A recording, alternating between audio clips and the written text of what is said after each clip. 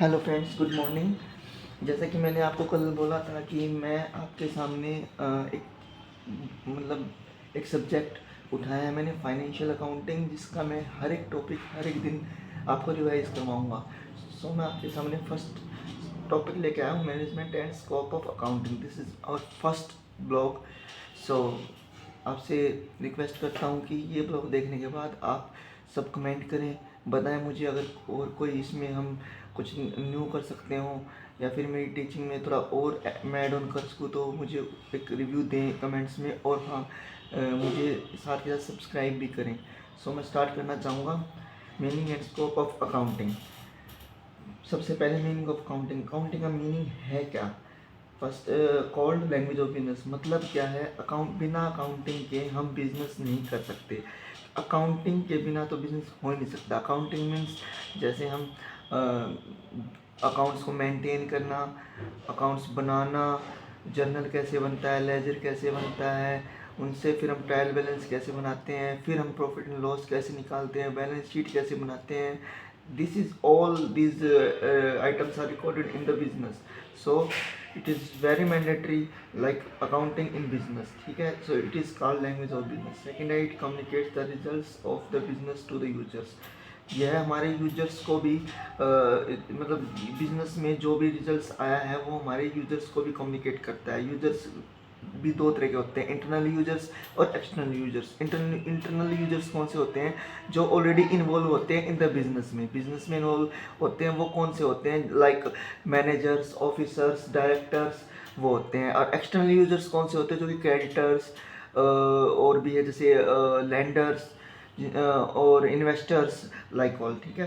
Third है, to communicate information. Accounting follows a systematic process. यह अगर हम किसी को, अगर हमें इंफॉर्मेशन कम्युनिकेट करनी है तो अकाउंटिंग एक सिस्टमेटिक प्रोसेस को फॉलो करता है। लाइक सबसे पहले हम आइडेंटिफाई करेंगे कि यह जो ट्रांजैक्शन कर रहे हैं हम, वो किस नेचर की, आइडेंटिफाई करना, फिर उसको क्लासीफाई करते हैं, फिर उसे आइडेंटिफाई के बाद रिकॉर्ड करते हैं, फिर क्लासीफाई करते हैं, फिर समराइज करते हैं, समराइज के बाद एनालिसिस करते हैं, फिर उसे एंड द यूजर्स तक पहुंचाते हैं कि हमारा बिजनेस में ये प्रॉफिट है, आगे आने भविष्य में इतना आगे बढ़ सकता है, ताकि जो यूजर्स एंड यूजर्स है उन्हें एक डिसीजंस लेने में उन्हें हेल्प मिल सके कि हम इस बिज़नेस में इन्वेस्ट करें या ना करें। नेक्स्ट है, two most important financial statements are profit and loss account and balance sheet. It means accounting में सबसे मेन जो इम्पोर्टेंट होते हैं वो profit and loss and balance sheet. और इनको मेंटेन करने के लिए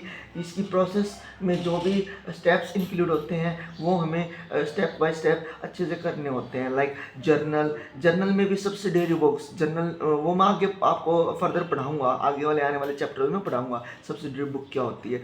जर्नल में सब्सिडियरी बुक, फिर उसके बाद हम लेजर बनाते हैं, फिर ट्रायल बैलेंस बनाते हैं, फिर ट्रेडिंग एंड P&L बनाते हैं, उसके बाद लास्ट में बैलेंस शीट बनाते हैं। बैलेंस शीट बनाने के बाद हमें पता चलता है कि हमारी जो बिज़नेस की फाइनेंशियल पोजीशन है वो कैसी है, वो अच्छी है या नहीं है। दैट इसलिए अकाउंटिंग में कहा गया है कि हमारी जो P&L है और बैलेंस शीट है वो मोस्ट इम्पोर्टेंट फाइनेंशियल स्टेटमेंट्स हैं। अब हम डेफिनेशंस की बात करूं तो this is the main definition you can say. ये सबसे अहम डेफिनेशन है। Accounting is an art of recording. Recording means to record every transaction which is monetary और नॉन मॉनेटरी। वैसे तो इसमें लिखा गया है कंसेप्ट में, there is a one concept, money measurement concept, जो कहता है कि जो वो ट्रांजेक्शन रिकॉर्ड करो जिन्हें हम मनी में कन्वर्ट कर सकें। तो रिकॉर्डिंग में क्या होता है, इसमें every type of transaction record करते हैं, लेकिन उसमें से भी फिर हम छाट के अलग से वो ट्रांजेक्शन निकालते हैं जिन्हें हम मनी में कन्वर्ट कर सकें। मनी में कन्वर्ट करने वाली ट्रांजेक्शन को रिकॉर्ड करके फिर हम क्लासीफाइंग करते हैं। क्लासीफाइंग मतलब कि हम सेम नेचर की सेम प्लेस पे एडजस्टमेंट्स करते हैं, ट्रांजेक्शन करते हैं, लाइक परचेज की परचेज में, सेल्स की सेल्स में। आफ्टर दैट समराइज करते हैं। Summarise means after classifying all the datas assembled, मतलब हम इस तरह से असेंबल करते हैं ताकि हम उनसे ट्रायल बैलेंस और बैलेंस शीट बना सकें, ताकि हम एंड यूजर्स को प्रेजेंट कर सकें इन ए सिग्निफिकेंट मैनर, एक प्रोसेस, एक सिस्टमेटिक मैनर में। And in terms of money, और वही ट्रांजेक्शन रिकॉर्ड होंगे जिन्हें हम मनी में कन्वर्ट कर सकते हैं, and transaction and payments which are in part at least of a financial character and interpreting the results thereof. ठीक है, this is the main definition of accounting. अब now we have move on the features or attributes of accounting. accounting के features और attributes क्या हैं? First है, it is an art as well as science. Art क्यों है?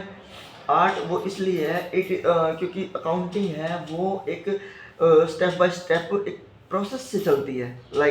क्योंकि हमें कुछ प्रीडिटरमाइंड ऑब्जेक्टिव होते हैं जिन्हें हमें अचीव करना होता है. वो अचीव करना ही एक हमारे लिए आर्ट है. ठीक है, जैसे हम आइडेंटिफाई करते हैं, फिर रिकॉर्ड करते हैं, फिर क्लासीफाई करते हैं, फिर समराइज करते हैं, फिर हम एंड यूजर्स को बताते हैं. This is called art. ठीक है, साइंस क्यों है? साइंस वो इसलिए है क्योंकि कुछ प्रिंसिपल्स और रूल्स होते हैं जिन्हें हम लागू करते हैं अकाउंटिंग में, ताकि हम अपनी ट्रांजेक्शन्स को बिल्कुल एक सिस्टमेटिक मैनर में तो हम चलाते हैं, लेकिन उनका एक प्रूफ भी होता है कि हाँ कि ये जो ट्रांजेक्शन है वो वेल डिफाइंड है और अच्छे से प्रेजेंट की जा रही है. Recording of transactions of financial character. It means जिन्हें हम मनी में कन्वर्ट कर सकते हैं उन्हें ही रिकॉर्ड कर सकते हैं हम. ऐसा नहीं है कि हम क्वालिटेटिव वाली नहीं रिकॉर्ड करते हैं, लेकिन उनका कोई हम आगे कोई शो नहीं करते. ठीक है, ओनली इस बिजनेस में हम फाइनेंशियल कैरेक्टर को ही रिकॉर्ड करते हैं जिन्हें हम मनी की फॉर्म में कन्वर्ट कर सकते हैं. ठीक है, recording in terms of qualitative, जो मैं बता रहा हूँ क्वालिटेटिव ट्रांजेक्शन है, वो हम अपने लिए रिकॉर्ड करते हैं ताकि हमें पता चल सके, आगे हमारे लिए प्रूफ हो सके कि ये जो मॉनेटरी वाले टर्म है वो इस चीज़ से हमने रिकॉर्ड किया है, हमारे पास एज ए प्रूफ रहे. ठीक है, recording in terms of money, हम मनी की टर्म में ही रिकॉर्ड करते हैं रुपीज़ में. ये नहीं कि 10 चेयर ली तो 10 चेयर को हम लिखेंगे, भाई 15 फर्नीचर हमने परचेज़ किए तो वो लिखेंगे. नहीं, हम ओनली मनी टर्म में रिकॉर्ड करेंगे कि उन 10 चेयर की वैल्यू कितनी है, उन 20 फर्नीचर की वैल्यू कितनी है. ठीक है, नेक्स्ट है classifying. Classifying means same nature same place, मतलब परचेज की ट्रांजेक्शन परचेज में, सेल्स की ट्रांजेक्शन सेल्स में, परचेजेशन की ट्रांजेक्शन परचेज में. ऐसे ही हर एक मतलब हर एक ट्रांजेक्शन उसके नेचर के हिसाब से. आफ्टर दैट समराइजिंग का मतलब है जो हमने क्लासीफाइंग की है हर एक ट्रांजेक्शन हर एक अपने अपने नेचर में रिकॉर्ड करके, फिर उन सबको असेंबल करके उनसे ट्रायल बैलेंस और प्रॉफिट एंड लॉस काउंट और बैलेंस शीट बना के उनको एंड यूजर्स तक दिखाना, वो थी समराइजिंग. फिर इंटरप्रेटिंग द रिजल्ट्स, भाई उनसे रिजल्ट्स निकालना, फिर communicating to the end users तक बताना. ठीक है, वो कम्युनिकेटिंग होती है. अब हम चलते हैं फंक्शंस ऑफ अकाउंटिंग. फंक्शंस मतलब अकाउंटिंग के फंक्शंस क्या क्या हैं. फर्स्ट है maintaining complete and systematic record. यह एक कंप्लीट रिकॉर्ड रखता है और एक सिस्टमेटिक रिकॉर्ड भी. सिस्टमेटिक मीन्स पहले हम आइडेंटिफाई करते हैं, फिर उसे रिकॉर्ड करते हैं, फिर उसे क्लासीफाई करते हैं, फिर समराइज करते हैं, फिर interpret the results to the end users बताते हैं. ये सिस्टमेटिक प्रोसेस के साथ चलते हैं. सेकेंड है communicating the financial results to the various parties. After P&L and balance sheet हमें पता चल जाती है कि हमारी बिजनेस की पोजीशन क्या है. फिर हम अपने एंड यूजर्स यानी जो भी हमारी पार्टीज है जो हम हमारे बिजनेस में इन्वेस्ट करने के लिए रेडी हैं, उनको हम अपनी फाइनेंशियल रिजल्ट्स बताते हैं, कम्युनिकेट करते हैं, ताकि उन्हें एक ओवरव्यू मिल सके पार्टीज को कि हम इसमें इन्वेस्ट करें या ना करें. Protecting the assets of business, वो जो अकाउंटिंग है वो बिजनेस की एसेट्स को प्रोटेक्ट करता है. Providing assistance to management, also management को हेल्प भी प्रोवाइड करता है accounting. Now book keeping, accountancy और accounting and accountancy. One by one हम आपको एलेबोरेट करेंगे कि ये सब है क्या. बुक कीपिंग क्या है. यह first of all book keeping सबसे पहले प्राइमरी स्टेज पे होती है. सबसे पहले बुक कीपिंग की जाती है. Book keeping means to maintain a systematic record of transaction of financial nature. ठीक है, अब इसके बाद क्या है कि ये एक रूटीन और क्लरिकल इन नेचर का होता है. बुक कीपिंग में और क्या होता है, इसमें एक ज़्यादा नॉलेज की जरूरत नहीं होती, लिमिटेड लेवल की नॉलेज की ही जरूरत होती है. Second is accounting. अकाउंटिंग की बात करें तो ये आफ्टर बुक कीपिंग आती है. ये हमारी सेकेंडरी स्टेज पे आती है. Accounting starts where book keeping ends. ठीक है, इसका मेन ऑब्जेक्टिव क्या है? इसका मेन ऑब्जेक्टिव है is to ascertain the net results and financial position of the business. और ऑल्सो इसका फंक्शन है, ये एक एनालिटिक इन नेचर है और यह सीनियर स्टाफ के द्वारा परफॉर्म किया जाता है, ठीक है। और इसमें बुक कीपिंग में क्या थी, इसमें लिमिटेड लेवल की नॉलेज की जरूरत थी, लेकिन इसमें हायर लेवल की नॉलेज की ज़रूरत है, ठीक है। अगर हम इसके मीनिंग की बात करें, अकाउंटिंग की मीनिंग क्या है, तो it is concern with recording, classifying and summarising of transactions, ठीक है। अगर नेक्स्ट पे चलते हैं हम अकाउंटेंसी, ठीक है। अकाउंटेंसी का मीनिंग इसमें तो था कि with recording, classifying and summarising of transactions, इसमें है कि it is a body of knowledge prescribing certain rules or principles to be observed while recording, classifying and summarizing of transactions, ठीक है। अगर हम अकाउंटिंग की बात करें तो इसका जो स्कोप है, इसका जो स्कोप है वो बहुत ही नैरो है, ठीक है। यह बुक कीपिंग के बाद स्टार्ट होती है, लेकिन इसके हम बात करें with the comparison of accounting, तो इसका जो स्कोप है वो वाइडर है। यह स्टार्ट होती है आफ्टर बुक कीपिंग और एज वेल एज अकाउंटिंग के बाद, ठीक है। अकाउंटिंग किस पे डिपेंड करती है? बुक कीपिंग पे, ठीक है। अकाउंटेंसी किस पे डिपेंड करती है? बुक कीपिंग और अकाउंटिंग बहुत, ठीक है। अब हम बात करते हैं ऑब्जेक्टिव ऑफ अकाउंटिंग। अब अकाउंटिंग का ऑब्जेक्टिव क्या है? Maintenance of systematic record of business transaction. ये मैं ऑलरेडी बता चुका हूँ कि ये मेंटेन करके रखता है एक systematic record time to time, ठीक है। Calculation of profit and loss को कैलकुलेट भी करता है। कैलकुलेट कैसे करता है? जैसे स्टेप बाय स्टेप चलते हैं। जैसे पहले हम जर्नल बनाते हैं, फिर हम लेजर बनाते हैं, लेजर से ट्रायल बैलेंस ट्रेडिंग बनाते हैं, ट्रायल बैलेंस बनाते हैं, ट्रायल बैलेंस के बाद ट्रेडिंग काउंट बनाते हैं, ट्रेडिंग काउंट के बाद P&L अकाउंट बनाते हैं। इसी से हम नेट प्रॉफिट एंड लॉस निकालते हैं। प्रॉफिट एंड लॉस मतलब नेट प्रॉफिट और नेट लॉस निकालना, ठीक है। फिर इसके बाद है depiction of financial position of the business. It means ये स्टेप बाय स्टेप करने के बाद हम अपनी फाइनेंशियल पोजीशन, मतलब प्रॉफिट एंड लॉस के बाद हम बैलेंस शीट बनाते हैं, तो बैलेंस शीट से हमें पता चलता है कि हमारी फाइनेंशियल पोजीशन क्या है बिजनेस की, ठीक है। वो चीज़ हम किससे निकालते हैं? बैलेंस शीट से। टू फाइल टैक्स रिटर्न, हम time to time tax return को भी फाइल करते रहते हैं। नेक्स्ट है communicating accounting information to the various users. भी हम अपनी जो भी इंफॉर्मेशन है आफ्टर द बैलेंस शीट की, हमारी बिजनेस की जो प्रॉफिट एंड लॉस से जो हमें इंफॉर्मेशन मिली है, वो हम अपने एंड यूजर्स तक पहुंचाते हैं।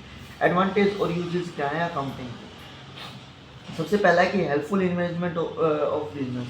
तो सबसे पहले तो बिजनेस के मैनेजमेंट को हेल्प करता है, ठीक है। दूसरा है प्रोवाइड कंप्लीट एंड, यह जो अकाउंटिंग है, कंप्लीट अकाउंटिंग होने के बाद वो हमें कंप्लीट और सिस्टमेटिक रिकॉर्ड देता है कि हमारी ये तो प्रॉफिट है, ये हमारा लॉस है, ये हमारी एसेट्स है, हमारी लायबिलिटीज़ है, और कंप्लीट हमारा ओवरव्यू जो बिजनेस पोजीशन है ये information regarding profit and loss. ये हमारे नेट प्रॉफिट और नेट लॉस की भी इंफॉर्मेशन प्रोवाइड करता है। इन्फॉर्मेशन रिगार्डिंग फाइनेंशियल पोजीशन, यह हमारी फाइनेंशियल पोजीशन की इंफॉर्मेशन भी देता है कि हमारी जो फाइनेंशियल पोजीशन है, हमारा बिजनेस है, वो कहाँ स्टैंड करता है, ठीक है।